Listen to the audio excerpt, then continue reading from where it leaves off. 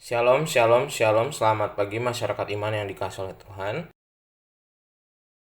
Kalau zaman sekarang ini masih ada raja di Indonesia, dan raja itu bukan cuma seperti raja di Keraton Cirebon atau Jogja, tapi raja yang betul-betul kalau sampai sekarang nggak ada presiden gitu ya, cuma ada raja-raja. Hidup kita kayak apa ya? Kita mau jalan-jalan pindah provinsi itu berarti harus izin, ada surat izin antar raja gitu ya. Di perbatasan Jawa Tengah dari Keraton Cirebon mau ke Jawa Tengah harus izin dulu dapat surat untuk nyebrang gitu kan, karena kan beda kerajaan kayak beda negara gitu. Jadi untung sekarang sih udah nggak kayak gitu ya. Untung saat ini kita cuma punya satu raja yang paling penting dalam hidup kita, yaitu Tuhan kita Yesus Kristus. Biarlah dia jadi raja dan penebus dan penolong kita, dan biarlah kita berada di bawah kuasa kerajaan Allah. Mari bersama-sama kita pujikan dia, nobatkanlah. Bait pertama dan yang kedua, Kidung Jemaat 226, Kidung Jemaat 226, dia nobatkanlah. Dia nobatkanlah Sang Raja Penebus, bahana sorga bergema memuji dia terus. Hai bangun jiwaku, bernyanyilah serta memuji juru selamatmu kekal selamanya. Dia nobatkanlah pengasih abadi, di dalam darah lukanya kasihnya berseri. Malaikat tercengang melihat dahsyatnya, rahasia Allah terbentang demi manusia. Mari kita berdoa. Tuhan, kami percaya bahwa Tuhan adalah Raja yang terhebat di sepanjang sejarah manusia. Dan kami percaya bahwa kasih Allah dan kuasa-Mu bukan hanya kuasa yang menekan, bukan hanya kuasa yang dahsyat, tapi kuasa yang lemah lembut, kuasa yang membawa kedamaian dan cinta kasih. Tuhan, sebentar kami mau baca firman-Mu, mampukan agar kami mengerti terlebih memahami. Kami serahkan pembacaan firman Tuhan, hanya dalam nama-Mu kami berdoa dan bersyukur. Haleluya. Amin. Bapak Saudara, bersama-sama kita akan membuka 2 Raja-Raja 19. 2 Raja-Raja 19 ayat 1 sampai 10. 2 Raja-Raja 19 ayat 1 sampai 10. 2 Raja-Raja 19 ayat 1 sampai 10 akan menjadi bacaan kita. 2 Raja-Raja 19 ayat 1 sampai 10, dengarkanlah sabda Tuhan. Segera sesudah Raja Hizkia mendengar itu, dikoyakannya lah pakaiannya dan diselubunginya lah badannya dengan kain kabung, lalu masuklah ia ke rumah Tuhan. Disuruhnya lah juga Eliakim, kepala istana, Sebna, panitera negara, dan yang tua-tua di antara para imam, dengan berselubungkan kain kabung kepada Nabi Yesaya bin Amos. Berkatalah mereka kepadanya, beginilah kata Hizkia, hari ini hari kesesakan, hari hukuman dan penistaan. Sebab sudah datang waktunya untuk melahirkan anak, tetapi tidak ada kekuatan untuk melahirkannya. Mungkin Tuhan Allahmu sudah mendengar segala perkataan juru minuman agung yang telah diutus oleh Raja Asyur, Tuhannya, untuk mencela Allah yang hidup, sehingga Tuhan Allahmu mau memberi hukuman karena perkataan-perkataan yang telah didengarnya. Maka baiklah engkau menaikkan doa untuk sisa yang masih tinggal ini.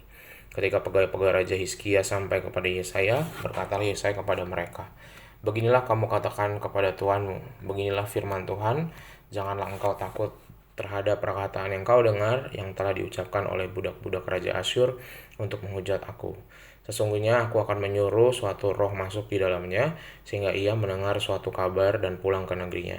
Aku akan membuat dia mati rebah oleh pedangnya di negeri sendiri. Ketika juru minuman agung pulang, didapatinya Raja Asyur berperang melawan Libna, sebab sudah didengarnya bahwa raja telah berangkat dari Lakis. Dalam pada itu, raja mendengar tentang Tirhaka, Raja Ethiopia, berita yang demikian, sesungguhnya ia telah keluar berperang melawan engkau. Maka disuruhnyalah kembali utusan-utusan kepada Hizkia dengan pesan, beginilah harus kamu katakan kepada Hizkia, Raja Yehuda, janganlah Allahmu yang kau percaya itu memperdayakan engkau dengan menjanjikan Yerusalem tidak akan diserahkan ke tangan Raja Asyur. Harta dan kemuliaan Allah. Bapak Ibu, ingatkah Bapak Ibu akan suatu ucapan Tuhan dibilang di mana hartamu berada, di situ hatimu berada. Harta itu adalah segala sesuatu yang kita anggap paling bernilai. Dan bicara soal hal bernilai, kadang-kadang itu ada di tempat yang paling besar di hidup kita, yaitu hati. Hati itu adalah pusat dari segala pikiran, kehendak, dan tindakan kita. Manusia biasanya akan selalu mencurahkan segenap pikiran, perhatian, dan tindakannya hanya pada apa yang dianggap paling bernilai. Nah, Bapak Saudara, ini yang paling tampak dan kelihatan di Raja Yehuda yang dihargai oleh Allah, sehingga kalau sekalipun ekonomi, sosial, politik negara lagi kacau balau, serangan Asyur, tetapi Tuhan tetap menyertai. Dan itulah bahwa ia tandanya dia dihargai. Bagi Hizkia, harta yang paling bernilai dalam kehidupannya adalah nama Allah yang dimuliakan dan ditinggikan. Karena itu, ia berkabung itu dalam bacaan kita tuh bukan karena emas dan peraknya habis gara-gara kerajaan Asyur menyerang, bukan. Melainkan karena nama Tuhan dicela oleh bangsa lain. Hatinya berada pada Allah, bukan pada hartanya. Ia pun tidak dapat duduk berpangku tangan ketika nama Tuhan itu sembarangan dikata-katai oleh kerajaan lain, dirusak, dan dia bertindak. Namun, tindakan apa yang sebenarnya paling tepat kalau nama Tuhan diinjak-injak? Di satu sisi, manusia ini nggak punya kekuatan apa-apa, dan Allah punya semuanya. Tetapi di sisi lain kita nggak rela kalau sosok yang paling kita sembah dan kita puja itu diinjak-injak. Karena itu Hizkia itu berdoa, dia menyampaikan apa yang dia rasakan kepada Allah dan memohon kepada Allah. Jadi tindakannya paling nyata, dia tidak bertindak langsung, dia tidak gegabah, dia tidak dengan emosional, tetapi dia langsung ngomong curhat ke Tuhan. Dan di samping itu dia juga meminta pertolongan Nabi Yesaya gitu ya. Ia berdoa bersungguh-sungguh rindu agar Tuhan juga boleh bekerja sama bersama dengan dia gitu, kalau Tuhan berkehendak gitu. Apa yang terjadi? Allah bekerja sama dengan Hizkia, memberikan penghiburan dan juga jaminan bahwa Hizkia akan selamat. Dan peristiwa ini bukan semata-mata cuma pelajaran bahwa yang penting itu doa, bukan. Tetapi lebih daripada itu sebuah kehidupan yang menempatkan dan menghargai Allah sebagai bagian yang terpenting, paling bernilai, dan menempatkan Tuhan di atas segalanya. Sehingga Bapak Saudara, kalau amit-amit terburuknya gedung gereja kita dibakar, kalau agama Kristen dilarang, kalau Alkitab diinjak-injak oleh orang, kita seharusnya tidak boleh marah, sedih pasti, tapi kita tidak boleh marah dan membalas. Yang boleh harus kita lakukan adalah minta tolong sama Tuhan agar kita dikuatkan. Dan ketika hal-hal yang terpenting di iman kita itu diacak-acak, mungkin kita diomongin orang, disakiti terkait dengan agama dan kepercayaan kita, cara kita berspiritual, cara kita dekat sama Tuhan, nggak usah marah, sedih pasti, tapi nggak usah marah. Kenapa?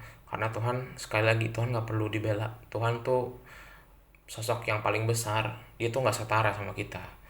Ada orang ngejek Tuhan tuh sama kayak semut ngejek manusia, cuma kayak gitu doang, sama digigit kecil gitu mah Tuhan bisa injak balik. Jadi bukan bagian kita. Yang bisa kita lakukan adalah berdoa, meminta kekuatan supaya kita bisa melewati. Kalau hari ini iman kita digoyangkan, disakiti, semoga kita bisa mengampuni dan tetap meminta kekuatan dari Tuhan. Amin. Mari kita berdoa. Tuhan, terima kasih melalui firman-Mu kami belajar tentang betapa pentingnya karya Tuhan dalam hidup kami. Dan sekalipun dalam hidup kami tahu iman kami bukan mayoritas di negara ini, dan hidup kami tidak selalu aman-aman saja. Tetapi kami mau belajar percaya bahwa Tuhan gak perlu dibela. Tuhan adalah sosok yang luar biasa. Tetapi jujur kami pasti sedih kalau Tuhan kami diejek, Alkitab kami dikata-katai, diinjak. Tapi ajarkan kami terus mengampuni dan selalu minta kekuatan dari Tuhan, supaya kami seperti Raja Hizkia tetap tenang dan menjalani hidup fokus hanya kepada Kristus yang kami kasihi.